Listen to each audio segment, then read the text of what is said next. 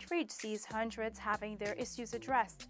$110 million Maruka Bridge to be opened to traffic within weeks. And University of Guyana now equipped with geotechnical lab.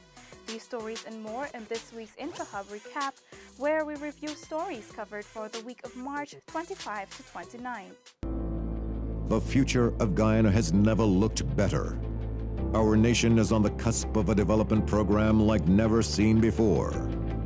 While Guyana is now emerging as an energy giant through the discovery of massive reserves of oil and natural gas, it is your government's intention that the huge benefits emerging from this will go where it matters most, to you, the people of this beloved country.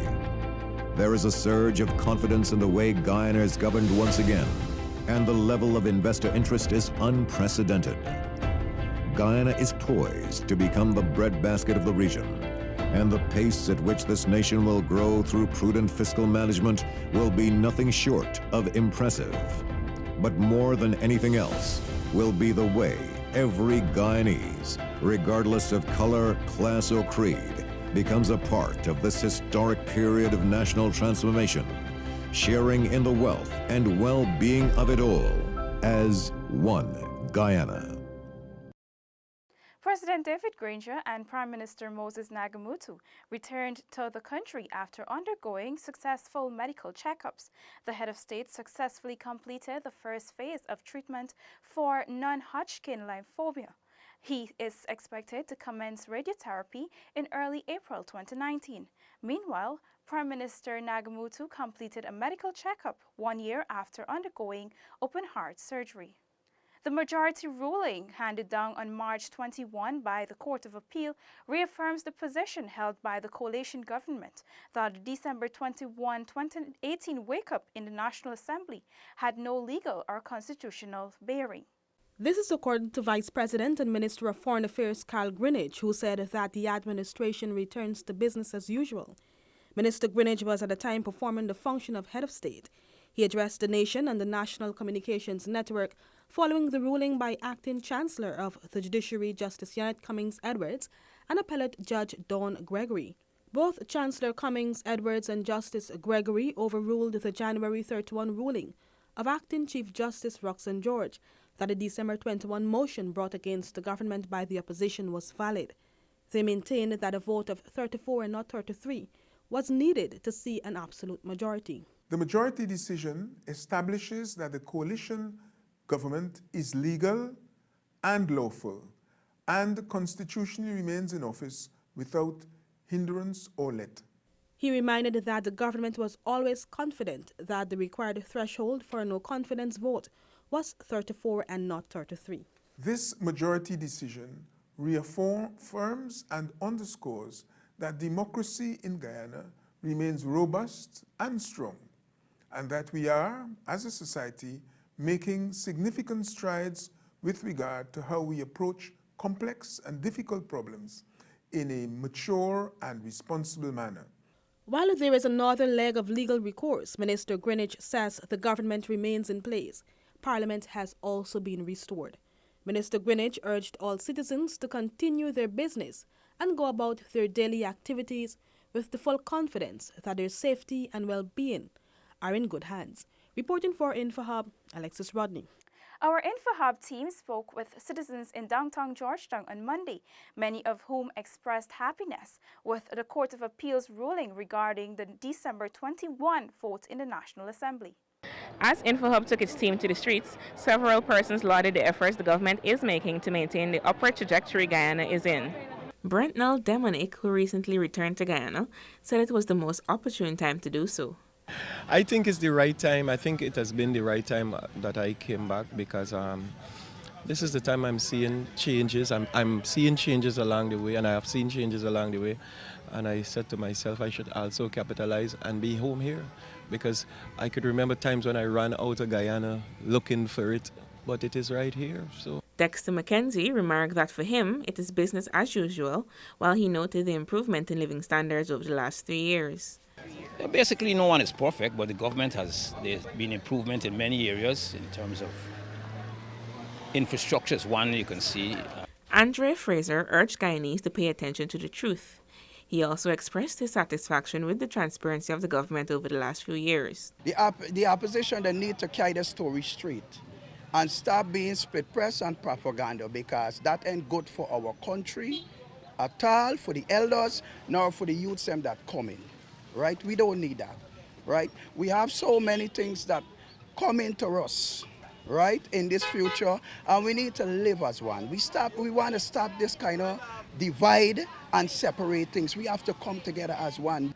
I have lived here, I have seen what they have been doing, and I am saying that they are doing the right thing. I am saying, Guyanese brothers and sisters, let we wait. Let me just have a little patience, and great things will come to us.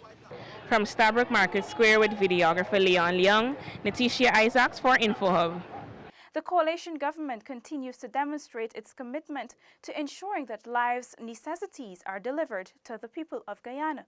For the first time, the residents of Durban Backlands received potable water with the installation of 29 standpipes. On Saturday afternoon, Minister of State Joseph Harmon and Managing Director of the Guyana Water Incorporated, Dr. Richard Van West Charles, visited the community to commission the standpipes. Minister of State Joseph Harmon reassured the residents that every community will be given the basic necessities. All across this country, we are taking service to the people. So when people say to you, what the coalition government do for me, what the coalition government do for me, this is in fact a tangible demonstration of what the coalition government is doing and will continue to do for me. The more than 150 residents gathered were informed of the other plans in the pipeline for their community. I want to say that the fact that we are having water in standpipes is not the end of the project. This is the beginning. We need to have water in your homes. But to get water into your homes, we have to regularize this community so that we can have the water taken directly to your homes, so that you can have a proper address, so that you can have light and all of these amenities which are part of living. Noting that Guyana observed World Water Day on March 22 under the theme No One Left Behind, Dr. Van West Charles said that there will be a number of initiatives in place to develop the community. Because of the essential nature of the commodity, in terms of human health, and so many kids in the community, it is our responsibility to ensure that we protect the children's health and the people who live in the community. So access to water is something that we are moving apace across the country. Members of the community who welcomed the initiative said for years they have lived without water and thanked the government for its efforts in developing the community. The coalition government is back on track with the first official meeting of the cabinet for 2019, hosted on Tuesday at the Ministry of the Presidency, following the recent appeal court ruling on the December 21, 2018 vote. With the decision of the appeal court made last Friday, things on Tuesday returned to normal as Cabinet met for the first time since the December 21, 2018 vote in the National Assembly. Well, you know, we have maintained that the judiciary has an important role to play, and the fact that the Court of Appeal, by a majority decision, has found that the no confidence motion has fallen, the government continues to do business for which it has been elected. And so we're assured by the decision of the Court of Appeal that, that there is need for review of decisions of the lower court. Minister of Foreign Affairs Carl Greenidge also shed some light on the decision-making process during the brief hiatus. I don't know that there were any decisions that could not have been taken previously. The Chief Justice did say, and the Constitution says, that a president remains extant at all times, except when an election takes place. In the absence of an election, a new president can't go in place, and once there is an existing president in place, then it is the president on whose behalf and it is the president who is advised by ministers. So it's not a question of cabinet, as it were, not being able to take any decisions. Social Protection Minister Amna Ali also shared her thoughts on the opposition's decision to boycott Parliament. The leader of the opposition is accustomed to boycotting everything. Sometimes he even boycotts himself. And I am saying that it is not going to be anything new for him to say that he's boycotting Parliament. But what I like to say is that we are now restored to normalcy. We are going to go on, business has to go on, the government's business has to go on, and we are not about to let Barra Jagdeo and the PPP stop us in any way. Reporting for InfoHub, Nikosi Bruce. Attorney General and Minister of Legal Affairs, Senior Counsel Basil Williams, is confident that the coalition government will be victorious when the December 21, 2018 vote is taken to the Caribbean Court of Justice for a final decision. As a government, we have conformed with the Constitution, we have conformed with the rule of law, and so we are confident in going forward to the CCJ that the ruling of the Court of Appeal will be upheld. The Attorney General was at the time being interviewed on the midday radio show, The Hot Seat, by host Stan Gavaya. The AG said that a precedent has already been set in determining a majority for a vote of no confidence in the Caribbean. Applying the formula, you do half plus one, then you round up. And that's why I've always been confident, because one, in following the principle of stare decisis, are they going to ask the CCJ to overturn the position of the immediate past president of the CCJ? That's one. And secondly, the rounding up principle was a decision of the current president of the CCJ, the Honorable Chief Justice Saunders. The AG said last Friday's decision by the Court of Appeal indicates that Guyana's justice system is working and that the rule of law is alive in the country. A.G. Williams said it has been a trend of the opposition to criticize judges whenever they lose a case. He said that is not the way to go and that they must abide by the ruling. They have to abide by the decision of the ruling of the court. We abided the decision of the Lord Chief Justice at first instance. And you would recall that the same circles were telling us we didn't need to go past the Chief Justice's ruling. Now the same circles seeking to appeal to the CCJ. On March 25, Attorney at Law Christopher Ram made his application to the CCJ. Nevertheless, the ruling of the Court of Appeal means that the government is legal to continue serving the people of Guyana. Isaiah Braffett for InfoHub. The Festival Youth and Parent Organization recently embarked on a cleanup exercise aimed at restoring the community to the former glory, an effort commended by Minister of State Joseph Harmon. During a visit to the community, Minister Harmon commended the members of the organization for taking the initiative, noting the cleaning process starts with the residents. We're going to clean up all of Guyana, we're going to clean up our cities. It means that we have to clean up our communities first.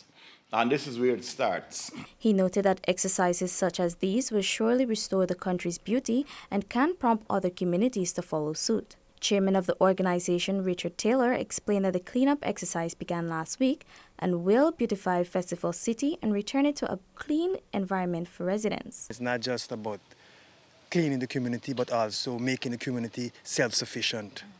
As the president said, you must make your community self-sufficient where food is also concerned. We're not just going to clean up the community, but we're also going to plant it up too. Dr. Simpson De Silva, consultant to the organization, said the efforts being made are taking it to another level for community sustainability.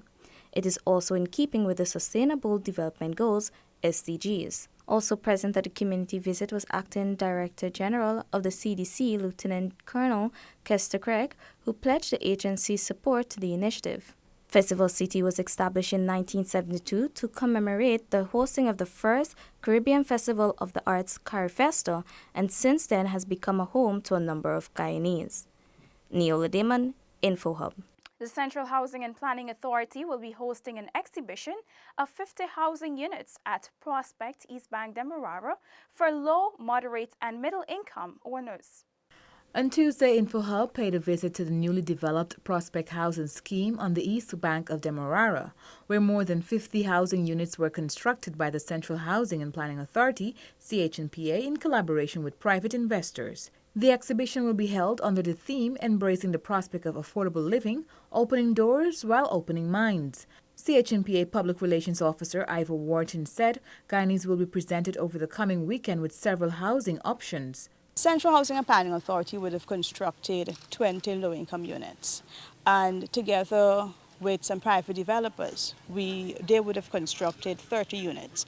Included in the private developers are the Guyana Defense Force and the Guyana Prison Service, who would have constructed 4 units. Wharton informed that the low-income units value at $4 million, the moderate $6 million, and the middle income at $9 million. Why the construction of low-income units at this time? One of the challenges we face is to provide housing units or low-income options for persons who would have qualified for $4 million or so at the bank. So we would have constructed these units fitting that price point. She said at the open house exercise, persons with land will be given the opportunity to choose from several options to build a unit on their land. Wharton added that persons who are qualified for a $4 million mortgage at the bank will be given the plans and estimates for the cost of $3,000 on site at the exhibition. The project, which commenced in October 2018, consists of single units, 3 duplexes, 1 disability-friendly unit, and hinterland houses, which were constructed with materials from Anai Region 9. Starting Friday, persons attending the exhibition will have the opportunity to meet with Republic Bank, various contractors, and the providers of building supplies. The agency will also be giving away a 1-bedroom house at the end of the exhibition. Reporting for InfoHub, Ayana George. Overwhelming feedback from citizens after their issues and concerns were addressed by government ministers and heads of agencies at the massive government outreach held on Wednesday at the Square of the Revolution. Government bringing its service to the people. As you can see, thousands of persons would have already been here this morning. This is the afternoon session. We're going to take a run through and tell you what's happening. They came in droves and from all walks of life, armed with their concerns and matters to be addressed. Over at the Ministry of Natural Resources, matters of mining and land ownership took center stage. Prince Bowman from West Coast Berbice travelled to the capital city in the hope of having his matter heard by the Minister of Natural Resources, Raphael Trotman. Bowman had purchased 20 mining claims. However, while trying to get a transfer of ownership, he was challenged by the Guyana Geology and Mines Commission for the land. In 2 separate court matters involving the GGMC, Bowman has been successful. On Wednesday, he needed the minister's help in completing a matter. Approximately about 13 years ago, and I'm in possession of this property. I was working on this property ever since before I bought this property. Last January, the GGMC attempted to take them away from me, and I filed a court proceedings which result to victory twice. The GGMC take me back to court. I won them. Bowman says he's confident of a favorable outcome. The minister is very pleasant, and I don't think that he judged anyone wrong. He told me that on Monday he will give me a result of that. And I suspect that my follow-up would raise some sense of urgency within the commission to act on it and let me have truly what belongs to me. Speaking with InfoHub, Minister of Natural Resources Raphael Trotman said his ministry now has quite a bit of work to do in responding to the matters raised by citizens. I'm happy with the response, and I must say we have quite a bit of work to do to go back and be able to provide answers. Well, I've given myself 2 weeks at maximum. I think people are frustrated and are deserving of quick answers as quickly as we can provide it to them. Not some of them I'm hoping within days, but at most 2 weeks. As our team moved from booth to booth, many Guyanese were happy with the initiative, even calling for it to be taken to other parts of the country. Oh yes, again, it should be an ongoing something. I believe it's a good initiative, and I believe the country, according to the Constitution, He said that you must run the country with consultation with the people. And I think the idea about coming out here is a part of that. I believe it's something good, and I'm looking forward for all what take place here. People could benefit from it, and people could be able to smile. It's a good gesture of the government because people need information and people need to interact with their leaders, not only the ministers, but those who are responsible for making decisions on their behalf. For InfoHub, Felicia Valenzuela. Following the successful government outreach at the Square of the Revolution, Prime Minister Moses Nagamutu said he was elated that Guyanese were given the opportunity to meet with their government ministers and officials to address issues they are facing. This gives you a good feeling, a feeling of touching base with the grassroots, of touching base with the common people who have these problems and concerns, and I think the government officials have to respond to them. So it is a wonderful exercise, and it should happen on a permanent basis. That if people cannot come, or put it this way, you shouldn't force people to come to the government. Government must go to the people. The Prime Minister described the event as a day for the people. They would have met their ministers, speak to their various officials of government and various government departments on issues which concern and touch their lives. While at the outreach, the Prime Minister observed that many persons were seeking to obtain either a house lot or a grant to start their own business. The single largest attention is paid to those who are in search of either a house lot or a housing unit, and most of these people seem to be young people. There are some I've seen who are looking around to see if they can have assistance to start small business. So there is a very active interaction here between people who have a problem and have a need, and they would like to speak to a government official either for advice or to help to find a solution. Prime Minister Nagamutu said the outreach is not a new exercise. He reminded that the government began these outreaches soon after assuming office in 2015, the first such event held at the Square of the Revolution, and then taken to Regions 10, 9, 6, and 2. For InfoHub, Rebecca Ganish. The University of Guyana is now equipped with a geotechnical computer lab valued in excess of $2 billion, which will serve hundreds of students.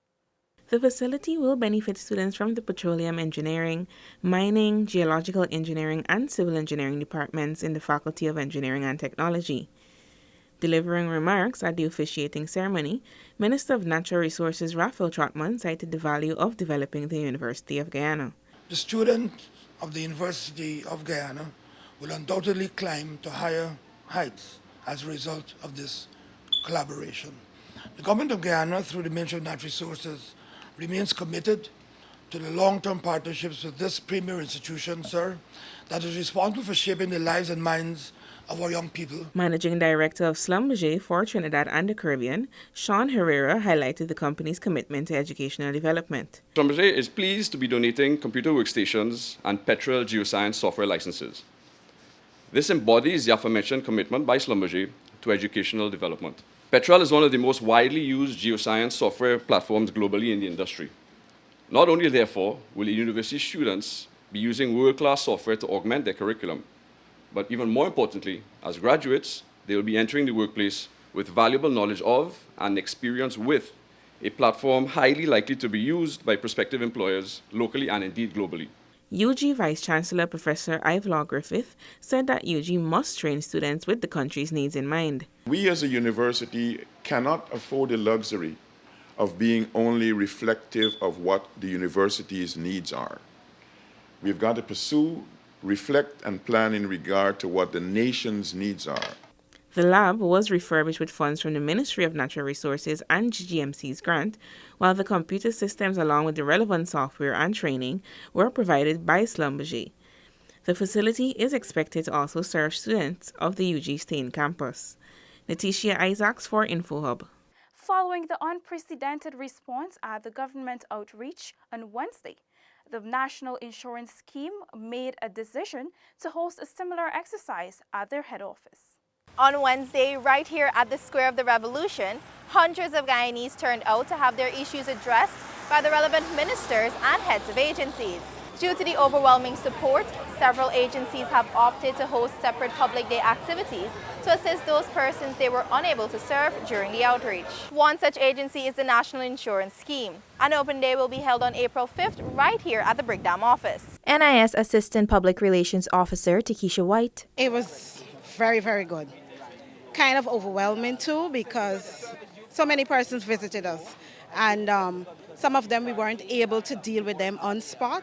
So what we've decided to do, we'll have an open day on the 5th right at our compound at Brickdam from 9:30, and we will continue to deal with those persons who are having issues with NIS. White dubbed Wednesday's event a success as they were able to assist various persons with a number of issues. Some of the major issues, persons were checking their contributions. They wanted to know if they will be entitled to a pension.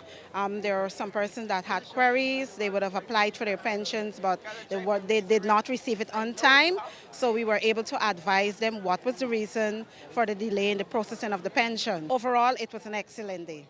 Love the response. Reporting from NIS on Brickdam and Winter Place with videographer Akim Thomas and Narakan for InfoHub.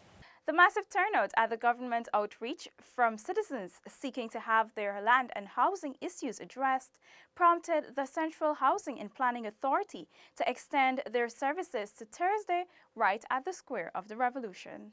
The overwhelming response of citizens to the services of the Central Housing and Planning Authority at a massive government outreach on Wednesday prompted the agency to have the service extended, a move that was welcomed by all. I get a little good word.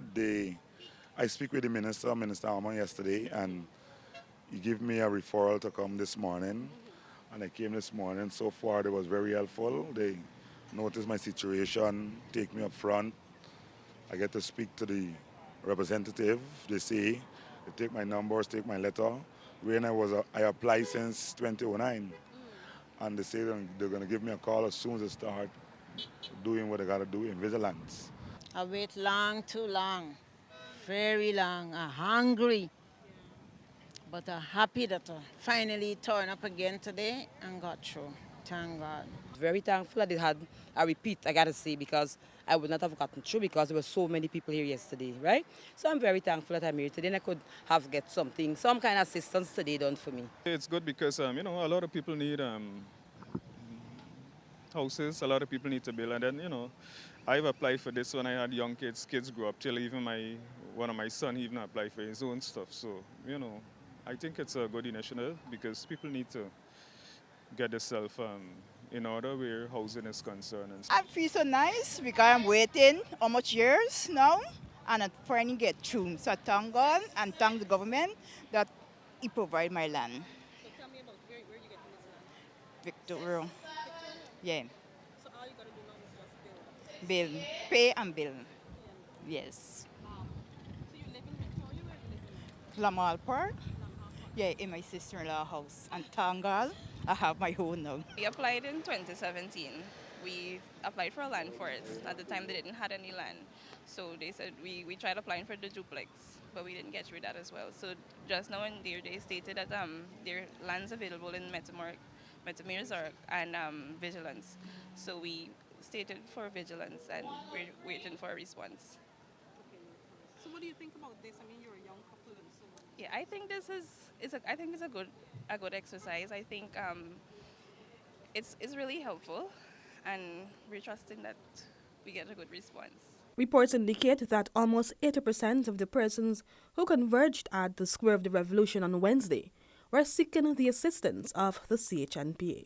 On-site minister within the Ministry of Communities with responsibility for housing, Valerie Adams-Yeron, said the CHNPA has always been doing such outreaches. We feel that this is a very good approach, and it gives the Guyanese citizens, particularly those of Region 4, an opportunity to hear more from us and be able to interact. Minister of State Joseph Harmon on Wednesday said that the government will continue on this path of reaching each citizen in every corner of Guyana.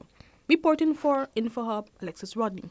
Young people were on Thursday reminded of their importance to the development of Guyana by President David Granger as he delivered remarks at the launch of the National Youth Corps. Rest assured that the government will continue to work with you to develop your talents to enable you to provide the leadership that Guyana needs. We would like to create a cadre of youth leaders in every region, young people who are committed to developing your region. The head of state told delegates that they must position themselves to become trained and empowered leaders. Young people, therefore, must prepare themselves to work in the engine rooms of local, regional, and national development. President Granger further stated, "Your government is empowering young people by involving them in decision-making in the neighborhoods and villages and at the regional and national levels. It is listening increasingly to the concerns of young people."